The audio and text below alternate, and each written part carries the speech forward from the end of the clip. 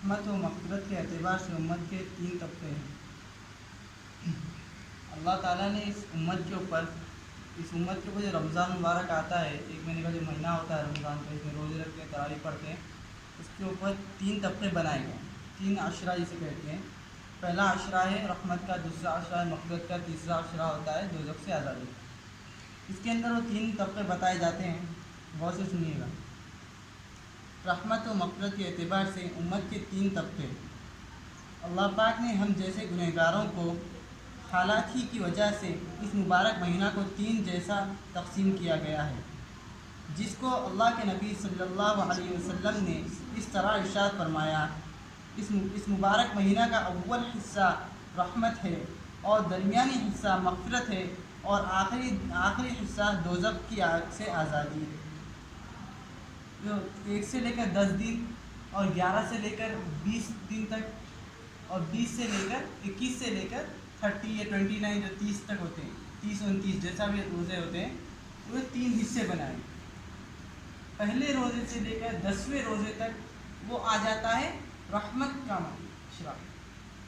اس پر اللہ تعالیٰ بے انتہا رحمتیں برساتے ہیں، اپنے رحمت کے دروازوں کو کھول دیتے ہیں۔ اللہ آؤ جو مانگنا چاہتے ہو مانگو، دے دوں گا۔ اللہ تعالیٰ فرماتے ہیں، دینے کے لیے راضی ہو جاتے۔ ویسے تو سال بھر اگر ہم اللہ سے مانگیں، سال بھر بھی اگر ہم مانگیں اللہ سے، تو اللہ تعالیٰ نمک کے دانے کے برابر کمی نہیں آئے گی انشاءاللہ۔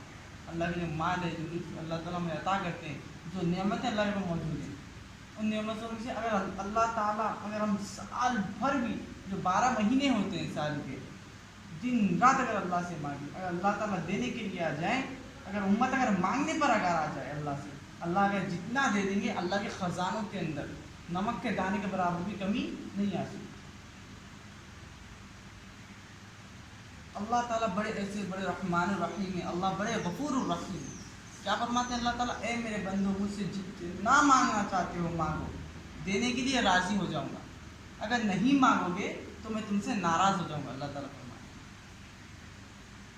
دوسرا عشرہ ہے مغفرت کا، یعنی 11 روزے سے لے کر 20 روزے تک مغفرتیں بتائی۔ اس کے دن کے دوران مغفرتوں کے دروازے کھل جاتے ہیں، مغفرتیں مانگ لو اللہ سے، مغفرت کروا لو، بخشش کروا لو اللہ سے۔ تیسرا عشرہ ہے دوزخ کی آگ سے آزادی کا، جہنم کی آگ سے آزادی کا۔ اب سنیے، غور سے سنیے گا، کیونکہ ہم میں ایک طبقہ وہ ہے جو بہت نیک اور ہمیشہ تقوی و طہارت کی زندگی گزارتا ہے، اور جب کبھی اس سے کسی گناہ کا ارتکاب ہو جاتا ہے تو فوراً توبہ و استغفار کے ذریعے اس کی تلافی کر لیتا ہے۔ دوسرا طبقہ وہ ہے جو بہت نیک اور متقی و پرہیزگار تو نہیں، اور اتنا گیا گزرا بھی نہیں ہے، جسے اللہ کا ذرا بھی خوف نہ ہو یا رمضان المبارک کا احترام بھی نہ کرتا ہو، بلکہ درمیانہ ہے۔ درمیانہ دوسرا بتایا تھا، دیکھیے ابھی مغفرت کا عشرہ جو 11 روزے سے لے کر 20 روزوں تک ہوتا ہے۔ اب تیسرا طبقہ، یہ تیسرا عشرہ بتایا، اس کے اندر طبقہ لکھا گیا، ان عشرہ جسے کہتے ہیں، اس کے اندر طبقہ یہاں پہ لکھا گیا، عشرہ بھی کہتے ہیں، طبقہ بھی کہتے ہیں، ٹھیک ہے، کنفیوز نہ ہو اس میں۔ تیسرا طبقہ وہ ہے جو بدعمال ہے اور جس نے اپنے اوپر بہت ظلم کیا ہے، اس اعتبار سے وہ دوزخ کا پورا مستحق ہے۔ پھر سے میں پڑھتا ہوں، غور سے سنیے۔ تیسرا طبقہ وہ ہے جو بدعمال ہے اور جس نے اپنے اوپر بہت ظلم کیا ہے، اس اعتبار سے وہ دوزخ کا پورا مستحق ہے۔ لہذا پہلے طبقہ کو پہلے ہی عشرہ میں باری تعالیٰ اپنی رحمت سے ڈھانپ لیتے ہیں۔ میں کیا فرمایا تھا؟ پہلا عشرہ کون سا عشرہ تھا؟ پہلا عشرہ جو 1 سے لے کر 10 دن تک ہوتا ہے، رحمت کا عشرہ۔ دوسرے طبقے پر دوسرے عشرہ میں مہربانی ہو جاتی ہے۔ دوسرا عشرہ کیا تھا؟ مغفرت کا عشرہ تھا، دوسرا عشرہ۔ اور تیسرے طبقے پر تیسرے عشرے میں جب کہ اللہ تعالیٰ کی رحمت کا سمندر جوش مارتا ہے تو دوزخ سے آزادی دے دی جاتی ہے۔ تیسرا عشرہ کیا تھا؟ جہنم سے آزادی کا، دوزخ سے آزادی کے عشرے تھے۔ یہ جو میں آپ سب کو 3 عشرے 3 طبقے جو میں بتایا ہوں آج، یہ بہت ہی اہم اور بہت ہی قیمتی بات بتائی گئی اس کے اندر۔ اپنے کئی ایسے نوجوان ساتھی ہیں، موجود ہیں اس ملک کے اندر، انہیں یہ تک نہیں پتہ کہ رمضان المبارک میں اللہ تعالیٰ نے کیا کیا چیزیں عطا کی گئی ہم سب کو اللہ کی طرف سے، اور اس میں کتنے عشرے ہوتے ہیں، روزے کی اہمیت کیا ہے، تراویح کی اہمیت کیا ہے، نہیں بتائیے۔ لوگوں سے پوچھا، نہیں بتائیے، کیا وہ تو پتہ نہیں ہے۔ کیوں؟ وہ لوگ نماز کو 5 وقت مسجد میں نہیں آنے کی فکر نہیں کرتے،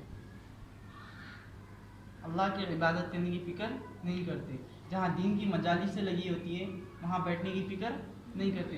اگر وہ لوگ تھوڑا بھی اگر اللہ کا خوف کھائیں، اللہ سے ڈر کر اگر واقعی اگر دل کے اندر اللہ کا خوف بیٹھا ہو، تو یقیناً اتنا آپ جان لیں کہ جتنے نوجوان موجود ہیں اس دنیا کے اندر، سب کے اندر الحمدللہ 5 وقت کی نماز کی پابندی آئی ہے۔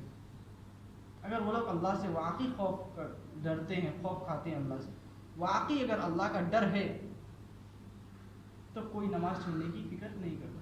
اب دیکھو آپ اللہ کے رسول صلی اللہ علیہ وسلم کو دیکھو، کس طرح آپ نے زندگی گزاری، اور آپ تو سب سے پیارے، سب سے چہیتے رسول کے، سب سے چہیتے نبی تھے۔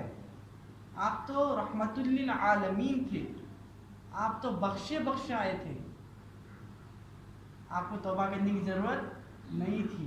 اللہ کے رسول پاک صاف تھے گناہوں سے، پھر بھی آپ کے اندر اللہ کا کیسا خوف تھا، کیسا ڈر تھا آپ کے۔ ایک وقت کی نماز آپ نے کبھی نہیں چھوڑی، پوری زندگی میں ایک وقت کی نماز نہیں چھوڑی آپ، پوری زندگی میں۔ اور تہجد تو چھوٹی نہیں، تہجد تو بہت دور کی بات ہے۔ جس رات ہوتی، رات کا اندھیرا ہوتا، اندھیرے میں آپ مصلی بچھا کر کھڑے ہو جاتے اللہ کے سامنے، جب آپ نماز کی ادائیگی کرتے تو آپ کے پیر مبارک، پہلے ہی بتایا تھا، پیر مبارک اس طرح سوج جاتے، موٹے موٹے ہو جاتے۔ کیوں؟ اللہ کو راضی کرنے کے لیے، ہمیں بتانے کے لیے تھا، یہ اپنی امت کو سبق دلانا چاہتے تھے، بتانا چاہتے تھے، دیکھو میں اللہ کا رسول ہوں، میں تو بخشایا ہوں، حالانکہ میں تو گناہوں سے پاک صاف ہوں، پھر بھی میرے اندر اللہ کا خوف ہے۔ واقعی خوف تھا اللہ کا آپ کے اندر، واقعی حقیقت میں خوف تھا آپ کے اندر، اتنی فکری تھی، آپ اتنی قربانی دی، اپنے گھر والوں کی قربانی دے دی، اپنی قربانی۔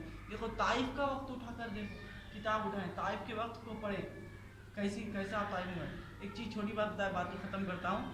آپ جب طائف کے اندر گئے، جب واپس آ گئے، جب دین پھیلانے کی فکر سے آپ گئے تھے، تو حضرت فاطمہ رضی اللہ تعالیٰ عنہ، شاید کچھ نام ہے، نام تھوڑا کنفیوز ہو رہا ہوں، تو آپ سے پوچھا گیا، یا رسول اللہ صلی اللہ علیہ وسلم، آپ کو سب سے زیادہ تکلیف کہاں پہنچائی گئی؟ کہنے لگے مجھے سب سے زیادہ تکلیف طائف میں پہنچائی گئی۔ فرمانے لگے مجھے آپ کو سب سے زیادہ ظلم آپ پر کہاں کیا گیا؟ فرمانے لگے طائف میں۔ اتنا ظلم کرے تھے وہ لوگ، اتنا آپ کو تکلیفیں پہنچائے تھے۔ جب آپ گئے تھے دین پھیلانے کے لیے، تو آپ کے اوپر اتنے پتھر مارتے تھے، اتنے پتھر مارے، شیطان بچے کو پیچھے لگا دیا، آپ کا پورا بدن خون سے آلودہ ہو گیا تھا۔ آپ کا جو جوتا مبارک تھا وہ اس کے اوپر خون بھر کے اس طرح چپک گیا تھا، وہ پورا خون سے چپک گیا تھا، نکالنے کے باوجود بھی نہیں نکل رہا تھا پیر میں سے۔ اور جتنا مجھے رلایا گیا اس دنیا کے اندر، اتنا کسی نبی، کسی انسان کو نہیں رلایا گیا۔ جتنا مجھے تڑپایا گیا اس دنیا میں، اتنا کسی کو نہیں تڑپایا گیا۔ جتنا مجھے تکلیفیں دی گئی، اتنا کسی کو تکلیفیں نہیں دی گئی۔ اب سوچو، اللہ کے رسول نے ایسی قربانیاں دی، ہمیں ذرا سا پیر میں درد، ذرا سا ہاتھ میں درد ہوتا ہے، ہاتھ میں درد ہے، پیر میں درد ہے، نماز بعد میں پڑھتے ہیں، فکر کر دیتے ہیں، تو فکریں پیدا کریں گے۔ کیا فرماتے ہیں اللہ کے رسول صلی اللہ علیہ وسلم؟ الدین یسر، دین بہت آسان ہے، اب یہ جو سمجھ لیا جائے بہت آسان ہے۔ اللہ تعالی ہم سب کو